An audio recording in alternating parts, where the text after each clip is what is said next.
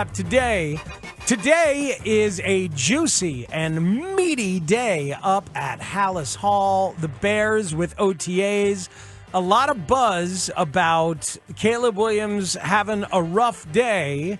I see that, Mark Grote, as an opportunity for learning and growth and a very good defense to show Caleb what life is going to be like as a rookie in the NFL. How are you, sir? I'm doing well, Matt. And yeah, you can definitely look at it that way. What better way to learn than from a very good defense in the NFL, one that may even be better than it was at the end of the season last year. I wanted to share that with you because I sort of teased it. Remember how much we talked about the offense and the defense making each other better? Like, yeah. I thought we got to that storyline quickly in terms of this offseason. You know? I'm not as enthusiastic about that maybe as you are and as other people are. And it makes sense. Other people have uttered that as well. That was part of the lines of questioning today. The only thing it is, and maybe I have to get the trauma out of my own head, but if you go back, Matt, to 2018, that was actually happened to be the first year that I was covering the Bears, and maybe even 2019. We were saying the same stuff about Mitch Trubisky, and this is great. I mean, Trubisky is going up against what was a better defense in 2018 than this defense is now. Yeah. I mean, that defense flirted with elite. As a matter of fact, I think we threw that word around, and we said the same stuff about Trubisky. Oh, what a treat this is for Trubisky to get to go up against a defense like this. It's going to do nothing but help him. So, in theory, yes, that still exists, but unfortunately, we've heard this kind of thing before. I think we uttered similarities too during the Justin Fields era. So it is correct. You know, that philosophically, that is correct. The defense is, and there is reason for the defense to be ahead of the offense. They are installing a brand new offense with Shane Waldron. So if the defense wasn't ahead of the offense, which does have a rookie quarterback, it would be kind of crazy.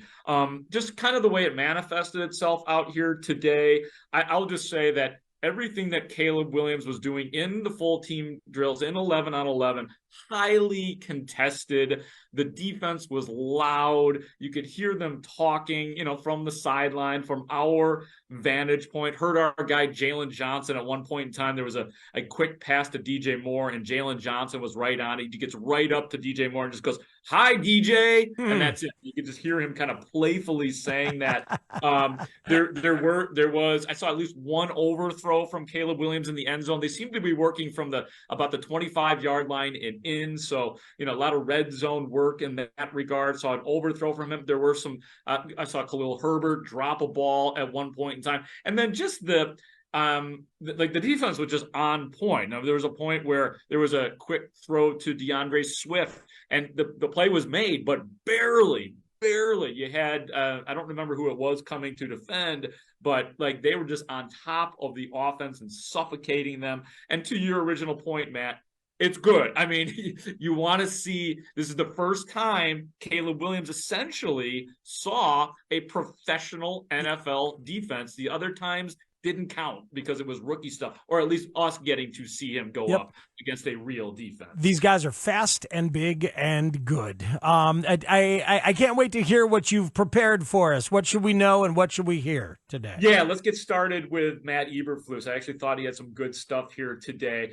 And, based on the performance today, average at best for the offense and for Caleb Williams, how is Matt Eberflus monitoring Caleb Williams' progress throughout this OTA period?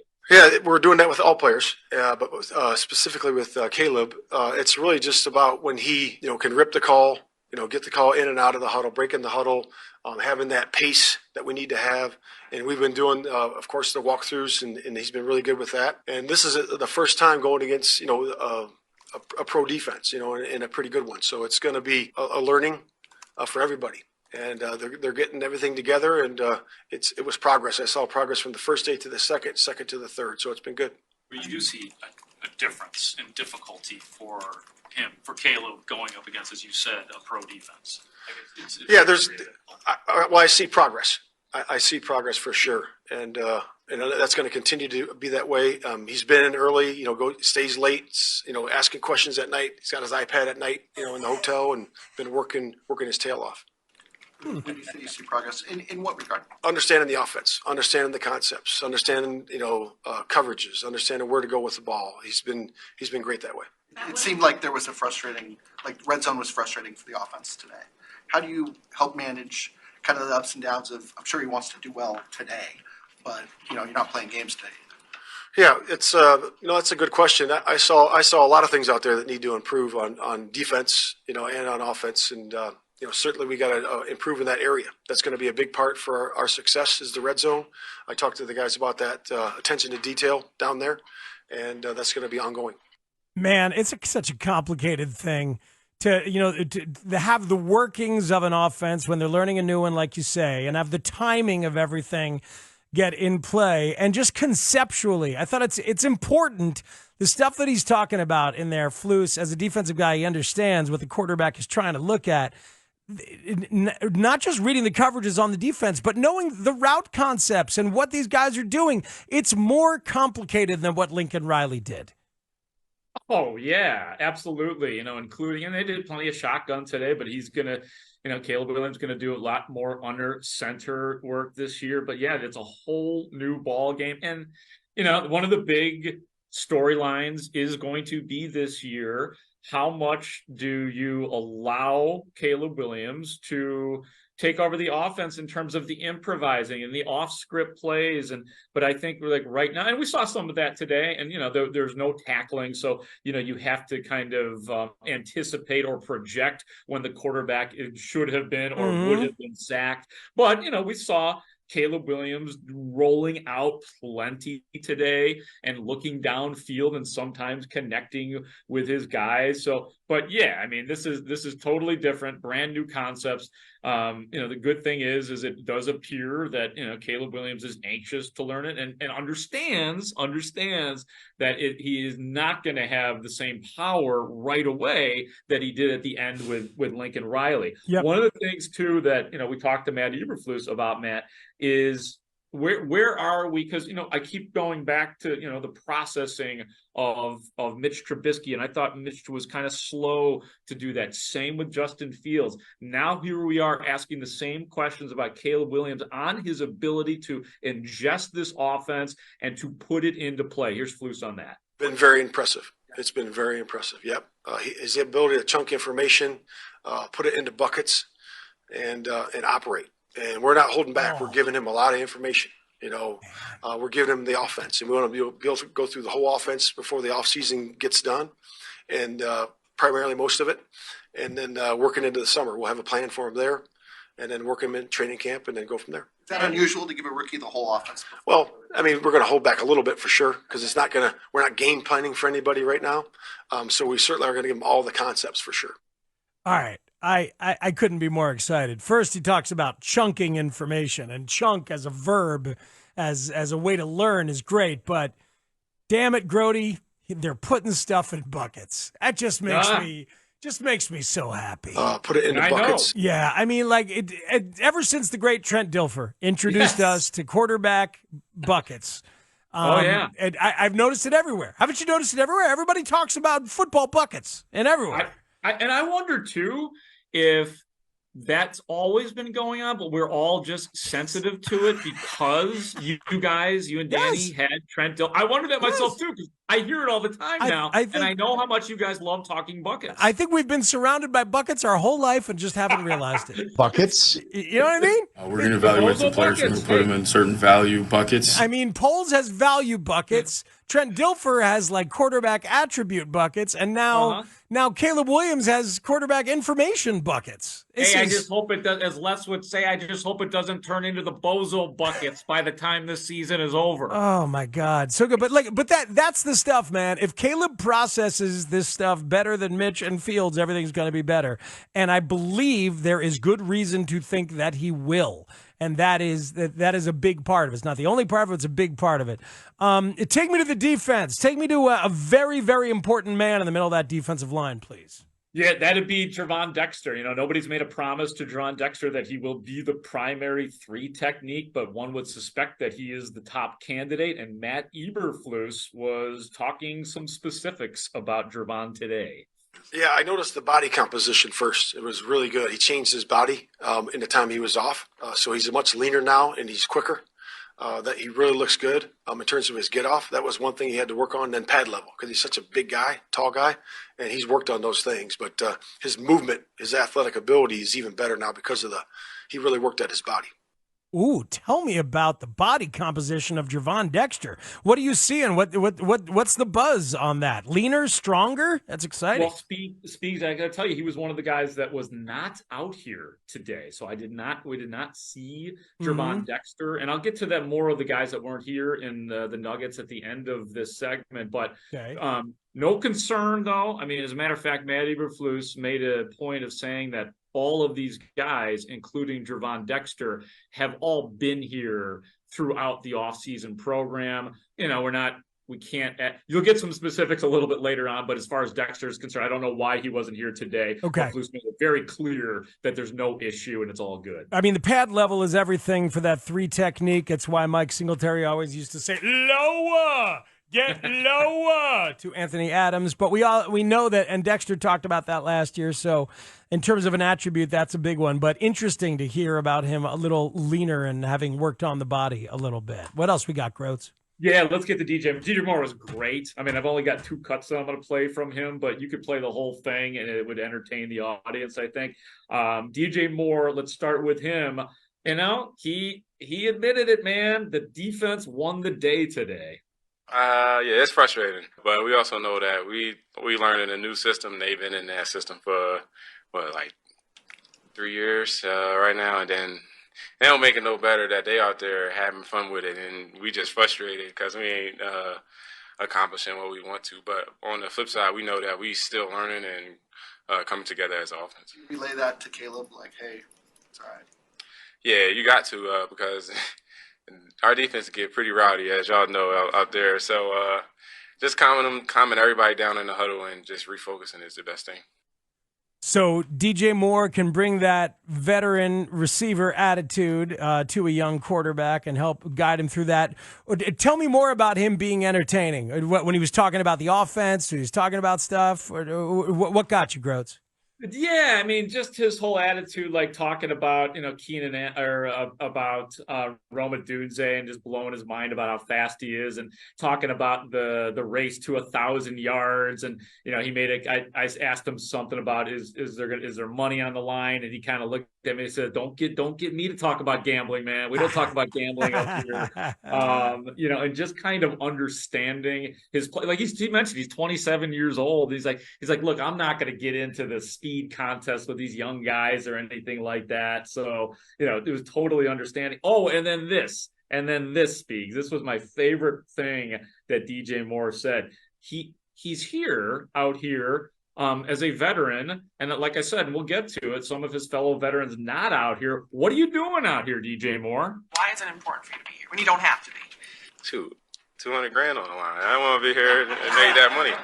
But outside of that, you got to get the connection down with Caleb and with everybody, even Rome, the whole room. You know, the whole offense just want to be around each other and build that bond and relationships that we had last year, and then form it with new people. So along those lines, do you have Keenan out here then too? Say that again? Keenan need to be here too. You said you want to grow the offense. Yeah, I mean, Keenan a vet. Vet. But I know he has some family business to attend to, so shout out to his wife and daughter for their birthday, so I know that's why he's not here. What has it been like for you seeing this wide receiver room change so dramatically in the offseason? Shoot. We went from, I don't know who was here, to, you know, you got Keenan, Rome, you got Bayless, you got Tyler, and you got endless playmakers in there. Like I said, it's probably going to be a race to 1,000. I don't know who's going to get there first, but it's going to be interesting. TJ, when you first got to work out with Rome, when you see him on the field, what are the things that catch your eye from a receiver standpoint that he does? When I first seen him, I was like, he could move. But I didn't know he was like that fast until I actually seen him in person and how smooth he was. So I'm just looking forward to him being out there. Man, it is great stuff from DJ Moore. There's a lot there, but $200,000 that's not the standard OTA fine? Is it based on a percentage of your salary? Is that what that is? Well, yeah, you know what yes, yeah, it is $200,000. I don't think it's just specific to DJ Moore. I think that's that's what you make for showing up. You don't get fined for not showing up. It's voluntary. So I guess it's kind of a bonus that you get. Man. Yeah. That you'd think more guys would get there, but Keenan is a vet. He's like a vet.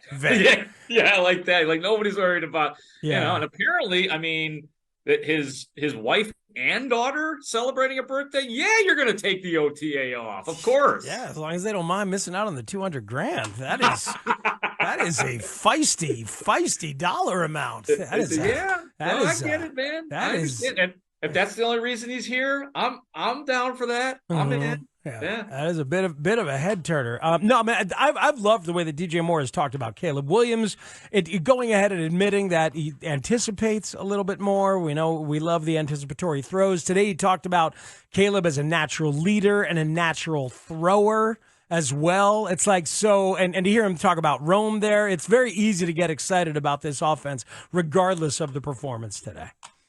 Yeah, absolutely. And, one thing that he said at the end of last year when we were, maybe the last day that we talked to DJ Moore, that if Justin Fields was gone, one of the drawbacks that he talked about of having a rookie quarterback is the learning curve. So he is probably taken a deep breath and realized that he's got to be patient, and he knows that they can get this thing down by, I think he talked about hopefully that by training camp that they are clicking and keeping up with the defense on a better page. But I mean, he was very realistic in saying that this is the downside of a new quarterback is everybody's got to learn, and you're going to have days like today where the defense dominates the offense. All right, what else we got, Grote? Let's get to some of those defensive players.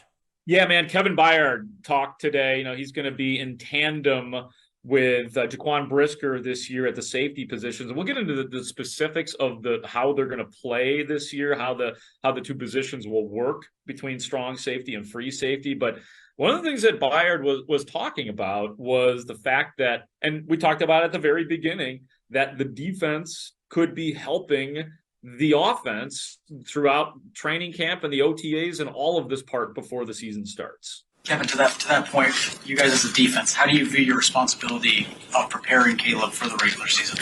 Making it as hard on him as possible.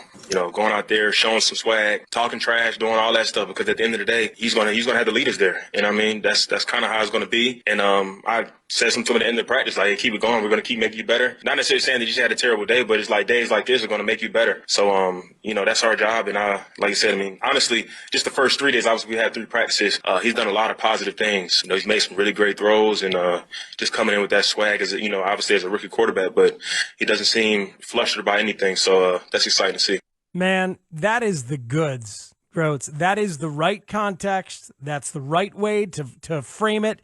It's the right way to talk about it directly with the young quarterback. And the young quarterback, I think, does have the stones and the maturity to understand that this is where you're supposed to struggle. If he doesn't for any reason, then they got to tell him and make sure he understands it. But I don't think that's an issue. This is the right way and place and time for Caleb to struggle, in my opinion. Yeah, I mean, Kevin Byard, he went up to Caleb and, gave him a fist pump at one point in time. Eric Washington, the defensive coordinator, was being encouraging towards Caleb Williams, and the funny part about it is it's not like Caleb Williams is walking around out there with his head down. It's quite the opposite. He's like when these guys go up, he's like, yeah, I know, I'm going to get it. He's competitive too, but it is nice to see that right now, this is an offense and a defense that is working together. And, they talk so much about team building, and sometimes that I get it for listeners that sometimes, and for media too, sometimes we hear that as blah, blah, blah, blah, blah, but there does seem to be a nice chemistry between the offense and the defense. There was another Kevin Byard, something else that he said that I thought was just fascinating about the secondary and how he'll be working with Jaquan Brisker. And he started talking, beginning this cut, about the versatility that Jaquan Brisker brings. That's one thing I like about playing with him, because I know a little bit of last year was kind of like Bojack was kind of in the back or whatever. He was kind of in the box. I don't want to see that this year, at least for us early on, just kind of working, hey, let's be versatile. I don't want teams to get a beat on, hey, you're in the box or I'm deep or anything like that. Let's both do the same things so teams can't really get a beat on, what the coverage is. So he's been really good with that. He's vocal like I am about wanting the details of different coverages with the coaches and stuff like that. So he's very coachable. Like I say, he's fun to play with, and all the guys in the secondary is like that. So that's what you want. And like I said, the confidence that he has going to year 3 reminds me of myself. Is that something that the coaching staff is stressing upon you guys about, like, not having, like, more defined roles? No, I think it's just, that's what the league is now. You want guys to be versatile. And like I said, I think it's a lot for quarterbacks and things like that. Like, as you watch film, teams are looking for any type of keys or clues to tell what type of defense these guys are going to run. Hey, when we see this guy line up here, this is the coverage. So we don't want to be able to give that away. We want to be able to be versatile and, try to make it hard for offenses.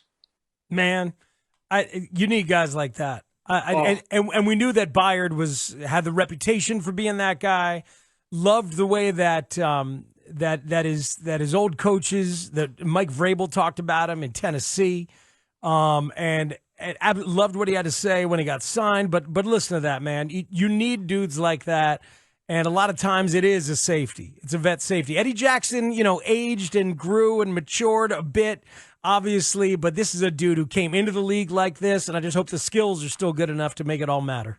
Yeah, that's the biggest part, Matt, for sure. He slowed down a little bit towards the end of last year. Hopefully he will have been rejuvenated for the Bears this year. But I thought it was amazing that he's obviously gone back and watched and was cognizant of what the Bears were doing, name checking Bojack is Eddie Jackson, talking about what they did and how he doesn't want to see that. And I thought it was really interesting too when Courtney asked the question of, is this what they're coaching? And he's like, nah, this is what I know. So it's funny that I hope and I assume that Byard will be in the ear of Matt Eberflus, and I don't think Flus has any issue with that. No, it's good. And knowing how flexible Brisker is, I love that he did his homework on all that stuff. So, it's important to have OGs like that. It feels kind of like when the veteran catcher comes to help a young pitching staff along. Oh yeah, you get like a Henry Blanco in there, man. You're feeling good all of a sudden. And by the way, I was told that Craig Counsell said that you were a better baseball fan than him. Yeah. It was pretty obvious when I was going through how I hated Andre Dawson when he was with the Montreal Expos, because he would come into Wrigley Field and just make that place look tiny, even smaller than it is. And then when he signed with the Cubs, that was the greatest day of my life then. Yeah. And you were a much more educated baseball fan. I just like the Expos uniform. So look at that. That's high praise, dude. Yeah, man. Let's keep bringing that back. Keep bringing it back. Bringing it back. Yep. I heard you were a much more educated baseball fan. I just like the Expos uniform. Yeah, little birdie told me that I was brought up as somebody you're probably a better, more educated baseball fan than as well. No, I don't necessarily think I said that. I think I said something to the effect of, I have to be, since you were absent, I had to be there. I had to step up my baseball game. And Speegs, you're cherry picking stuff. Both and actually it was Shane and I were both sticking up for you, because we're talking about if you guys got a chance to sing the stretch, if it was just one of you, it's got to be Spiegel. And of course Parkins said it should be him, but I said it's got to be Spiegel. It's the man you can actually sing. So that's a great topic for you guys to go in your next segment. Oh yeah, that's right. It is a good topic for the next segment. Let's finish this one first. Yes. Let's hear from the defensive coordinator. We haven't heard from him a lot. This is a voice we all need to get to know and get used to. Yeah. Eric Washington, who will at least begin the season not calling plays. One of the words that caught my attention when he gave his little, monologue before he took questions was that the defense was salty. So I asked him what that was all about. It comes from, it starts with Flus, goes through our entire staff, and I think that's just a part of their DNA. But definitely, we want to play with an edge. We want to compete with an edge. We want to compete like we're the best unit on the field. And that's something that you have to back up with how you play, how you study, how you invest. And I just really I like the spirit. I like the attitude out there, even in the format that we're working against. And I just feel really good about where we are. Do you think going up against the number one pick in the draft, is a motivator for defensive players? Well, you'd have to ask the guys that. I know. I don't think it matters who's out there. I think when we're out there, and I think they take a lot of pride in just competing and winning and trying to get the best of that situation, the best of the person that they're working against. And it starts right now with Bears against Bears. Bears against Bears. Bears against Bears. Spiegel, though, I mean, you damn well better believe the defense knows that it's Caleb Williams. And look, we went through this I did, having covered the Bears since 2018. Yeah, they wanted a piece of Mitch Trubisky. They wanted Justin Fields. Of course, man, all they've been hearing about is how great the offense is. And as is typical, the defense sitting back going, hey, what about us? So, the Caleb Williams part kicks it up a notch. I think Eric Washington was being nice there. All right. Any other nuggets that we need to get and know about? A pretty exciting second day of Bears OTAs with the defense chirping at the offense and some healthy struggles for the rookie quarterback. Yeah, I mean, just like having built Caleb Williams up essentially since the last game of the season for the Bears. It was so good to see, that it start to be in motion with the veteran players. But in terms of the guys that we didn't see, I've kind of been teasing this a little bit. Montez Sweat was not out there, nor was Keenan Allen. He's got the birthday parties. Gervon Dexter, Velus Jones, Darnell Wright were the guys who were not out there. But again, it needs to be emphasized as voluntary. And Matt Eberflus said that all of these guys have been there at some point in time or another. And Montez Sweat is constantly been in contact with the defensive staff. Rome Odunze is one of the first guys that I saw when we got out the field. I saw him jogging lightly out to the field. You can probably have characterized him as limited in practice today because of the leg injury. And it sounds like the plan is to next week in OTAs that here we go with the dreaded ramp up, but that's what it's going to be for Rome Odunze. So he looks like he's going to be okay. The center for today, the primary center, was Ryan Bates, ladies and gentlemen. He was getting the bulk of the work at center today, not Coleman Shelton. We'll see if that changes. We didn't really get any questions fired off to Eberflus about that. And then with no Nate Davis today at right guard was the 6'7" Matt Pryor, who has been in the league for 6 years, but very, very tall right guard, the guy standing next to Caleb Williams today. All right, so that's even more reason to understand why things might have been a little clunky on the offense. You got a center and a quarterback who have not worked together. Really, you got a guard who hasn't been there, and just the whole timing of everything as well. No doubt, Speaks, no doubt. I mean, I didn't see any issues. I mean, there might have been some, and we don't catch everything that goes on, especially when they're really far away from us and it's hard to see what's going on. It seemed like things were smooth with Bates, but we don't know the inside of it. Mark Grote, great stuff. Thank you